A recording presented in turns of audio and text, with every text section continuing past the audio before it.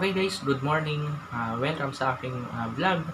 So today, mag-unboxing session tayo ng Sako Sunon Plus. So ito yung nabili ko kay Sir CJL. So ngayon, bubuksan natin si Sako. I-unbox natin and then check natin kung ano ba yung mga nasa loob niya sa once na nakuha mo siya or nabili. Okay? So I decided to buy Sako also kasi I want to be yung apartment namin is pure off-grid. So, ibig sabihin, hindi na kami dependent kay DU or kay Meralco. Si Sako is a hub inverter, HOG. So, HOG or hub means hybrid off-grid. So, ibig sabihin, pinagsamang charge controller and off-grid inverter. So, ibig sabihin, sa solar setup kasi, pag sinabing charge controller, yun yung equipment or device between solar panel and battery. So, siya yung nagcha-charge. And then, yung other device or equipment na off-grid inverter, siya naman yung nagko-convert from DC to AC. So, yung mga appliance natin, doon natin kinakabit.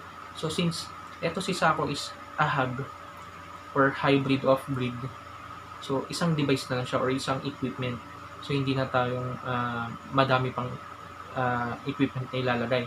So, ang kinaganda dito, i-connect mo lang yung panel, i-connect mo lang yung battery, and then, yung output load niya, i-connect mo lang sa panel box natin sa bahay. And then, yung connection from service entry sa labas, papasok dito, na galing kay Meralco, is tatanggalin natin sa panel box kasi hindi pwedeng connected siya kay Meralco yung panel box natin, and also yung output ng Sako inverter is naka-connect, so bawal magsalubong.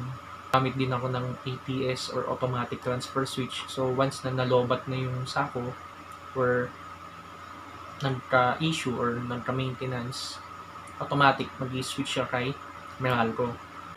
So ngayon is pure unboxing tayo. So yun, start na natin.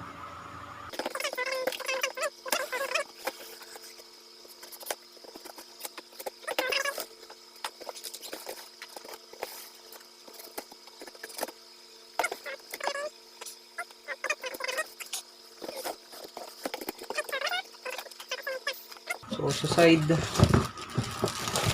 andun yung RJ45 to DB9. So, kung gusto nyo i-configure yung si Sako sa computer, so, i-connect nyo siya sa communication port sa ilalim ni Sako, and then, gagamit ka ng RS-232 to USB. So, pakita ko yung sample picture.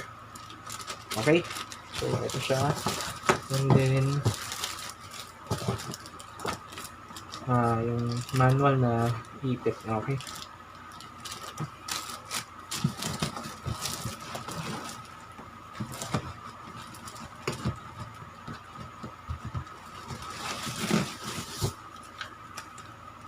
Okay, so ito yung user manual. Sako user manual, 3 kilowatt to 5 kilowatt.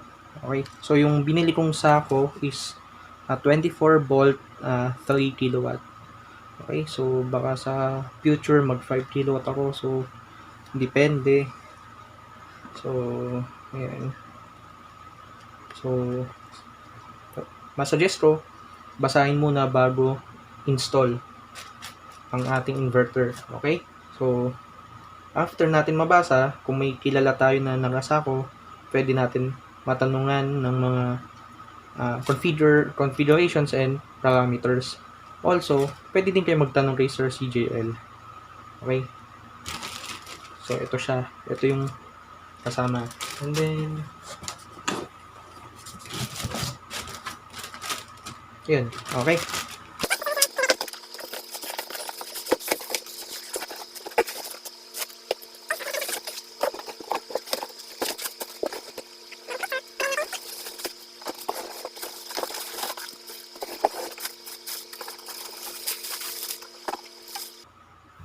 Okay, so ito na siya.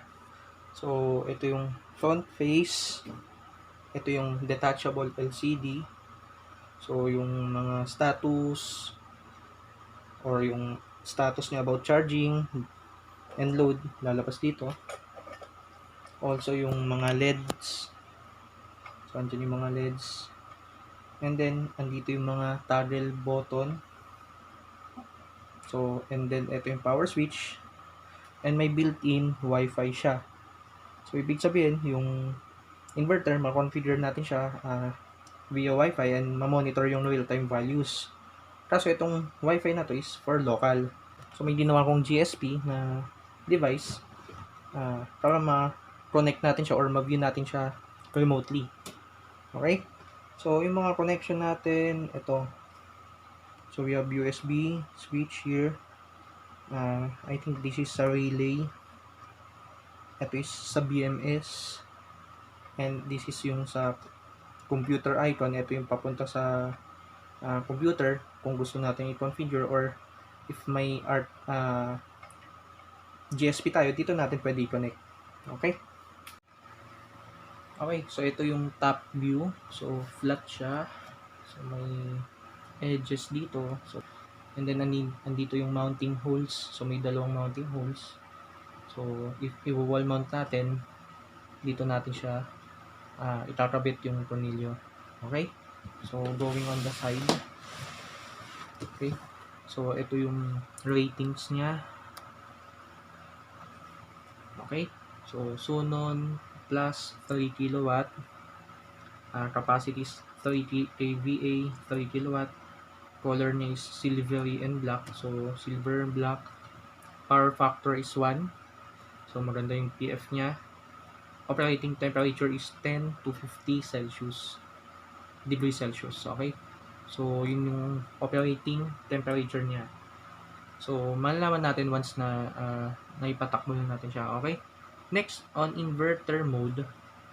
So, yung DC input sa battery is 24 volts DC. Okay? So, this is a 24 volts version. So, may 48 volts version. Yun yung 48, yun yung 5 kilowatt na model. Okay? And max ampere is 142A. So, yun yung maximum na ampere na pwedeng dumaan or i-charge. Okay? Next, on AC output. So, yung output niya is 230 volts AC. Okay? So, pasok sa atin siya. And then, yung frequency niya is selectable 50 or 60. So, sa atin dito sa Philippines, we will use 60 Hz. Okay? And yung max output current in AC niya is 13 amps. So, i-multiply mo lang yung 13 amps sa 230. So, tama nga, aabot siya ng 3 kilowatt. Okay? Next, solar charger mode. Rated power is 4,000 watts. So, meaning to say, yung maximum panel na pwede natin ikabit dito is up to 4,000 watts. Okay? So, super laki na nun sa maliit na bahay. Okay? Next, nominal operating voltage is 240 VDC. So, ibig sabihin, yung panel natin, dapat nag-range siya or averaging ng operating voltage niya is 240 V voltage DC. So, ibig sabihin, yung connection ng panel natin dapat naka-series in order to get higher voltage. So, based dun sa manual, dapat at least 6 panels na 250 watts. So, dito, nominal niya is 240 VDC. So, meaning to say, mga around 2.4 kilowatt power to get 240 VDC. Okay? Max solar voltage VOC is 500 VDC. So, ibig sabihin, if hindi operating yung panel natin, so naka-open connection lang siya or VOC, so ang max voltage dapat is 500 VDC. So, hindi ka na pwedeng lumagpas doon sa 500. Pero pwede kang bumaba. So, sa pagkakaalam ko, based sa mga nakikita ko, dapat at least 160 VDC yung starting mo.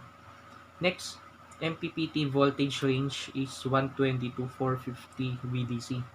So, itong MPPT voltage range, yan na yung kapag tumatakbo na yung panel, nag-generate or nag-harvest na tayo. So, tendency kasi pag nag-harvest tayo, nag-voltage drop siya.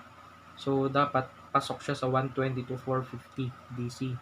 So, yung panel ko kasi ngayon is 1 kilowatt power for 4 pieces na 250 watts. So, pag kinonect ko siya in series connection, nasa 120 lang siya. So, hindi siya maganda kasi once na nag-kick in na or nag-start na mag-harvest, mag-voltage drop siya sa mga 90 or 95 volts. So, wala na siya sa MPPT voltage range. So, meaning, hindi tatakbo ng maayos yung aking inverter. Okay? So, andito din yung aking serial, made in China, and then yung ISO. Okay? So, yun yung nasa side niya. Okay. Next, on the bottom side, so, ito yung ating LCD. So, ito yung dry contacts, USB port, RJ45 port. So, this is for BMS communication. And ito yung another RJ45 port. So, this is for computer connection or connection din sa ating remote monitoring like GSP. And then, ito is another RJ45 port.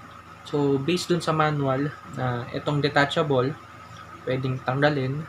And then, kung gusto mo ilayo or malayo yung LCD, pwede. And then, i-connect mo lang siya using cable dito, papunta dito sa side niya. So, masusubukan natin siya once na tinry natin mag-install. And then, andito yung AC input. So, andito siya ground, line, and neutral.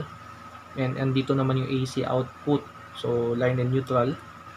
And then, andito input breaker, ground terminal, dito natin lalagay yung grounding natin. So, ito is may fan, isa, and dalawa. So, hindi ko pa sure ngayon kung active siya or passive. So, kung passive siya, maganda kasi mas haba yung buhay niya, and then, tatakbo lang yung fan kapag mainit na yung inverter natin. So, to reduce heat, mag-on siya, and then pag na-reach na yung certain temperature level na okay or normal, saka mag-off siya. Okay? Next is, andito may label na 24 volts DC. So, sa loob niyan, may positive and negative terminal. So, doon natin lalagay yung connection papunta sa battery. So, next is here. So, andito yung PV in. So, ibig sabihin yung solar panel natin, dito natin siya i-connect. And then, may label dito is maximum of 500 VDC or volts.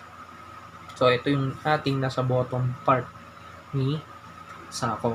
Okay? On the left part, other side, so, wala na siya. Okay? So, may mga butas lang dito sa side.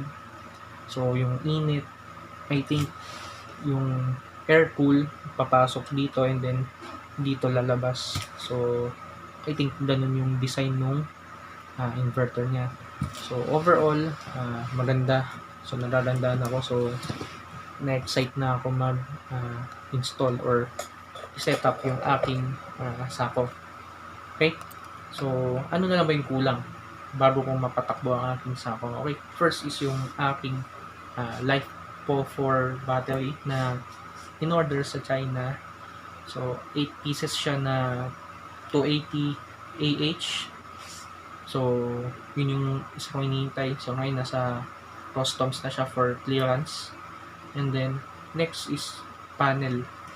So, yung panel ko kulang na 1 kilowatt. So, kailangan ko siya dagdagan ng plan ko is 1.6 kilowatt power pa. So, total, magiging 2.6 kilowatt power yung panel ko. And then, may in-order din akong breakers. Also, maggagawa din ako ng ATS. Kasi I want na in case na mag-failure yung aking inverter, automatic yung Meralco is mag-kick in and magsusupply ng kuryente dito sa bahay. Okay? So, yun ang aking plano. Okay? So, nakita na natin lahat or yung laman ng box ni Sako once it was delivered Okay? So, sa lahat ng gustong umorder ng Sako, PM nyo lang si Sir CJL. And then, kung may tanong kayo na hindi pa siya nakakasagot, pwede nyo din ako itanong. Okay? Sa akin magtanong. Or, post kayo sa FB group na SPP, Philippines, Solar Power Philippines, SPP Anli, DIY Solar. So, madaming Facebook group na ginawa ang mga Pinoy. So, be part of it and dumami tayong mga nagso-solar. Okay?